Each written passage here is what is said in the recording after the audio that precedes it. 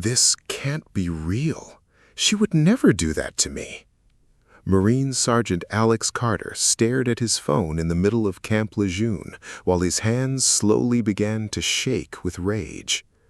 On the screen was a video of his wife Emma kissing another man outside an expensive restaurant in Jacksonville, and the anonymous message attached to it said only one sentence: "While you serve your country, she's living another life." Alex immediately tried calling Emma, but she didn't answer. Just a week earlier, she had been crying on the phone, telling him how much she missed him while he trained for another deployment.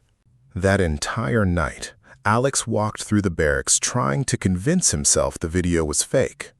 But the words of other Marines echoed inside his head. Stories about military marriages falling apart because of distance and loneliness. The next morning, without permission, Alex left the base and drove to his home near Wilmington to hear the truth himself.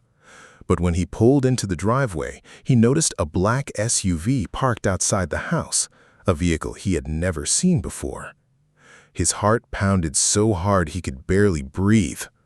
Alex stormed through the front door, ready to see the worst, but then suddenly froze. Inside the living room sat a stranger in an expensive suit, while Emma cried so hard it looked like her entire world had collapsed. Alex was already about to attack the man when the stranger suddenly stood up and said, "Sergeant Carter, if you don't calm down right now, your wife could die." Alex stood frozen in the middle of the room, unable to understand what was happening. The stranger slowly showed a federal badge and explained that he had spent months investigating a dangerous criminal group in Charlotte that specifically targeted military families. They hacked phones, created fake cheating videos, and destroyed relationships while soldiers were away on duty. Emma broke down crying and rushed toward Alex, explaining that the man in the video was actually an undercover federal agent helping the FBI track the criminals.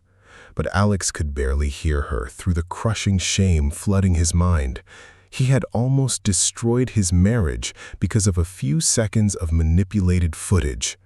Then suddenly the agent's phone rang. His face went pale after hearing only a few words: "They know where you live."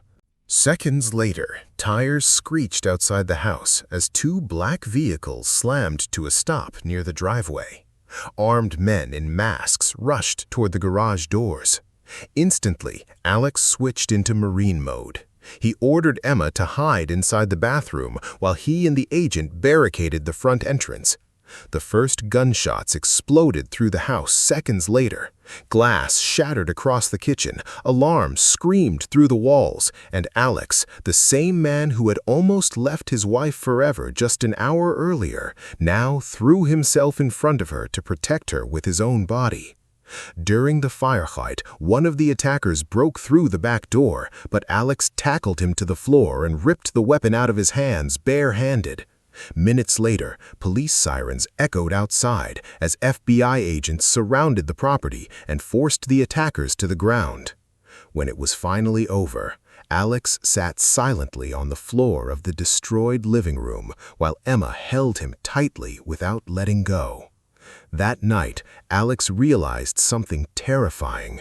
Sometimes, the most dangerous enemy a Marine faces isn't standing in front of him with a weapon, but hiding inside the doubts that can destroy everything he loves.